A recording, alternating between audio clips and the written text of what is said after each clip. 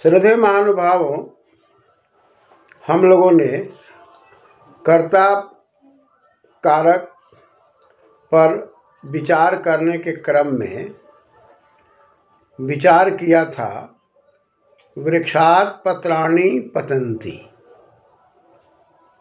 स्पष्ट हुआ था ध्रुवम पाए पादान, निश्चित से अलग होने में वृक्ष को कारक सिद्ध किया गया। बताया गया कि भाई वृक्ष निश्चित है, उससे पत्तों का अलग होना दिखाई पड़ रहा है, अतः अपादान कारक है। अपादान कारक होने से पंचमी में वृक्षात् पत्राणि पर विचार किए थे। स्पष्ट हुआ था पत्रम पत्रे पत्राणि, बहुवचन में ये पत्राणि है। इसके चलते क्रिया में पतति पततः पतन्ति, इसमें भी बहुवचन है। पत्राणि पतन्ति, पत्रम पतति पत्रे पततः पत्राणि पतन्ति। इस क्रम में विचार में स्वतंत्र कर्ता, क्रिया के होने में जो वाक्य में प्रधान है, स्वतंत्र है, वह कर्ता है। तो पत्राणि को कर्ता सिद्ध कर लिया गया था। अब पतंती पर जब विचार करते हैं, पत लृ गतौ धातु है और भुवादिव धातु से धातु संज्ञा करके धातु के अधिकार में जब हम लोग तिप तझी आदि प्रत्ययों की व्यवस्था देखते हैं तो बहुवचन में पत से झी प्रत्यय लगता है और झोंता से झकार को अंत होके अंति होता है।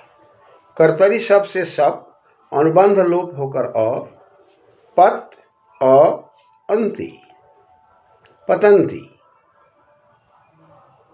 यहाँ पर पतंती में हम लोग देख रहे हैं कि बहुवचन का प्रयोग हो रहा है और ये क्रिया है, क्रियते क्रिया, जो किया जा रहा है। तो क्रिया का निर्माण कर्ता के द्वारा है, क्रिया का निर्माण अपादान कारक के द्वारा है और क्रिया को बनाने वाला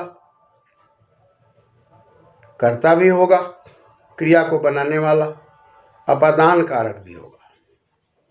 निश्चित होने पर अपादान हो जा रहा है और वाक्य में जो प्रधान है उसके कारण क्रिया को बनाने वाला कर्ता हो रहा है।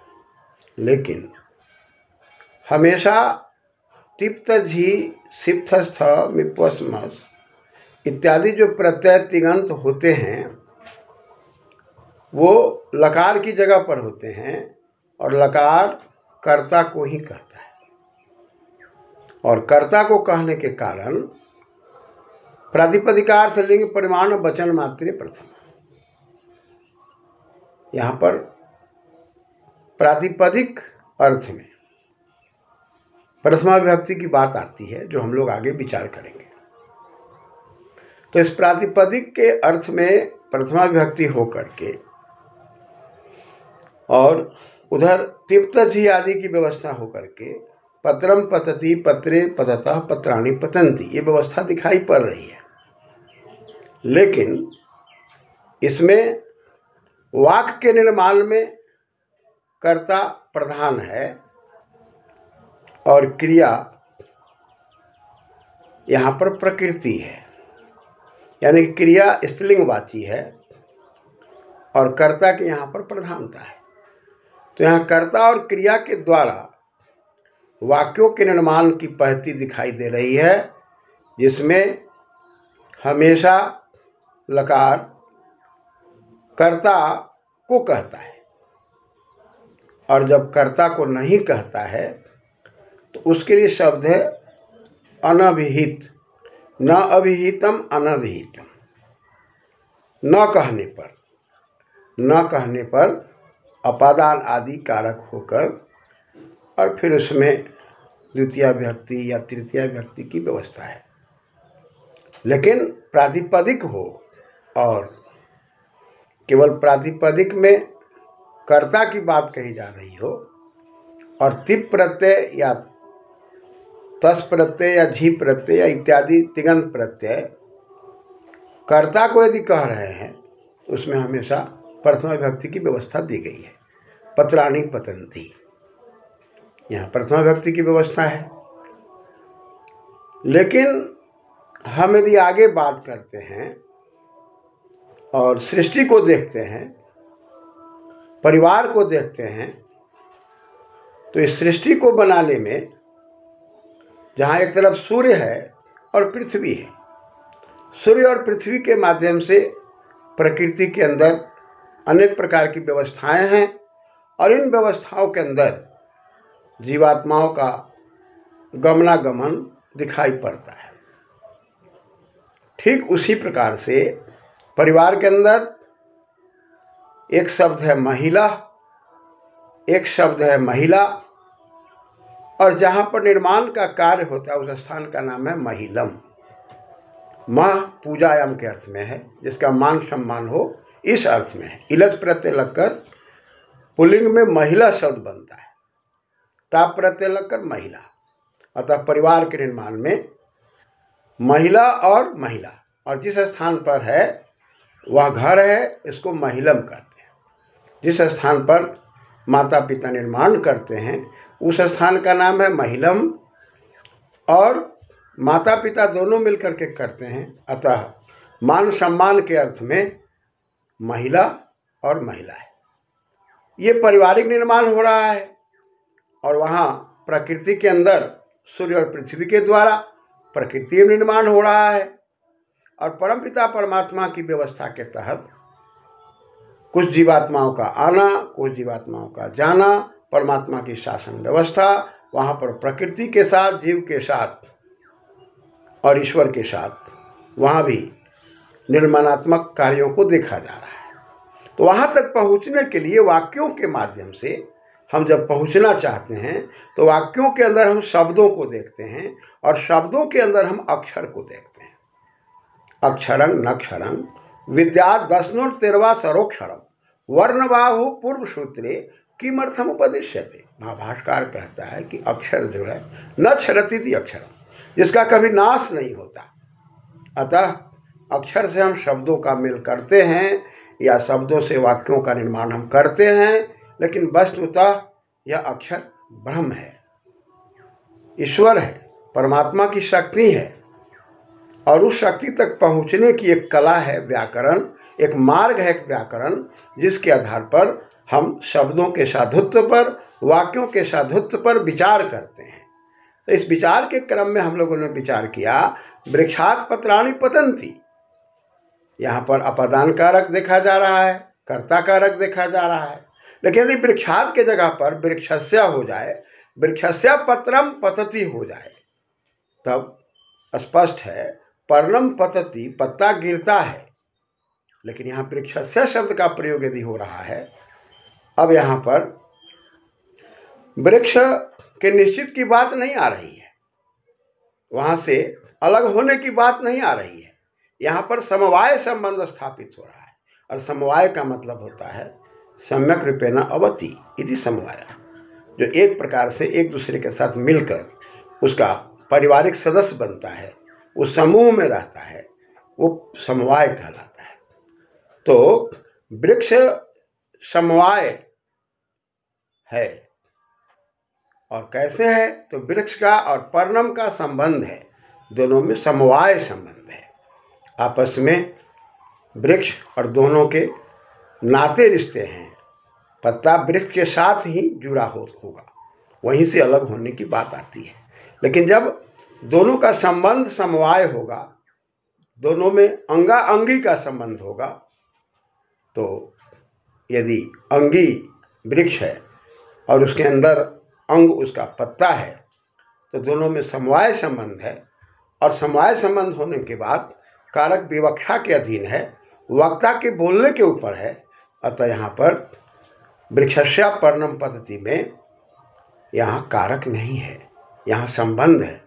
इसलिए षष्ठी से षष्ठी विभक्ति जो हो रही है, षष्ठी शेषे जो सूत्र कह रहा है कि जो भी अपादान आदि कारक से संबंध स्थापित किए जाएंगे और उससे जो बच जाएंगे उस सब जगह संबंध स्थापित करेगा और वहाँ हम संबंध में षष्ठी विभक्ति का प्रयोग करेंगे। अतः वृक्षस्य पत्रम पतति या पर्णम पतति। तो एक वाक्य हो गया वृक्षात् पत्राणि पतन्ति, वृक्षात् पत्रम पतति, या हम कह सकते हैं कि वृक्षस्य पर्णम पतति। इसको एक वचन द्विवचन बहुवचन में बनाए जा सकते हैं, लेकिन वृक्षस्य पर्णम पतति यदि हम कहते हैं तो ये समवाय संबंध है, यहाँ कारक नहीं है, यहाँ संबंध है।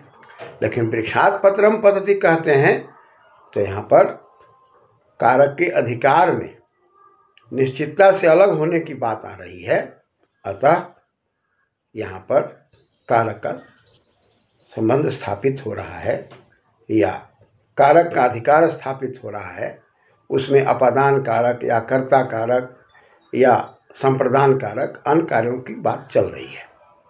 तो स्वतंत्रता के अंदर तीप की व्यवस्था, लकार की व्यवस्था कर्ता के साथ है और वो प्रथमा विभक्ति के साथ संबंध है, और प्रथमा के बाद द्वितीय तृतीया जो भी विभक्तियाँ होंगी वो अनभिहित के साथ है।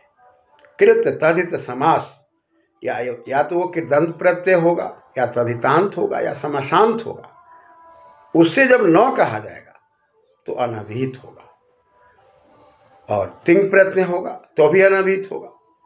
तो यहाँ पर हम यदि एक वाक्य लेते हैं कि रामः पत्रम लिखति, यहाँ लिखति क्रिया का जो वाक्य में व्यवहार दिखाई दे रहा है वहाँ रामः के साथ है, रामः कर्ता के रूप में है, और पत्रम के साथ जो लिखति क्रिया है उसका जो व्यवहार दिखाई पड़ता है वो सीधा नहीं है, वो कर्ता के बाद है, और कर्ता के बाद है तो कर्ता की इच्छा है कर्म, कर्तुरीप्सित तमम कर्म, जिस पर हम लोग आगे चर्चा करेंगे। कर्ता की इच्छा है, तो कर्ता की इच्छा होने के कारण अब वह लकार यानी कि तीप का सीधा कहना या उसका संबंध तिंग वाला अभिहित वाली जो व्यवस्था है वो राम के साथ है, पत्र के साथ नहीं है, इसलिए अनभिहित है, न अभिहित है, नहीं कहा गया।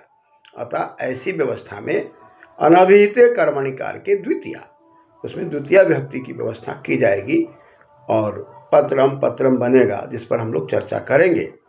तो यह व्यवस्था कारक प्रकरण और विभक्ति प्रकरण, विभाजन प्रकरण दोनों की व्यवस्था से वाक्यों के निर्माण और शब्दों के अंदर निर्माण की जो बात आएगी, अक्षरों के अंदर जो बात आएगी, अंत में हम अक्षर ब्रह्म की ओर पहुँचेंगे, और उस अक्षर ब्रह्म को समझने के लिए ही हम उसको शब्दों में, धातु में, प्रत्यय में, विभक्ति में, संधि में, समास में सबको अलग अलग करके अब पुनः उसके साथ जुड़ करके पुनः हम लोग एक वाक्य का निर्माण करते हैं, और उस वाक्य के अंदर फिर स्फोट की चर्चा करते हैं।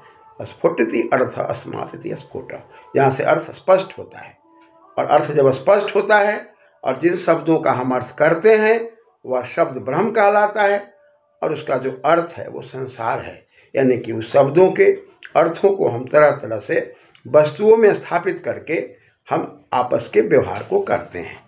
इस प्रक्रिया के अंदर पुनः हमें देखना पड़ेगा कि एक वाक्य के अंदर यदि वृक्षात् पत्राणि पतन्ति है या वृक्षस्य पर्णम पतति है तो इसके अंदर नाम क्या है, आख्यात क्या है, और फिर आगे चल करके निपात क्या है, उपसर्ग क्या है, इसी क्रम में हम लोग विचार करेंगे।